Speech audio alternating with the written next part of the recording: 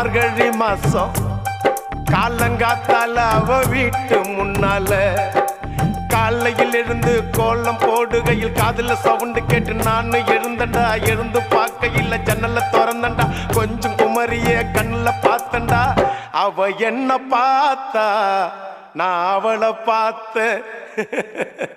அப்புறம் கண்ணும் கண்ணும் முட்டிக்குச்சு, காதல் வந்து ஒட்டிக்குச்சு.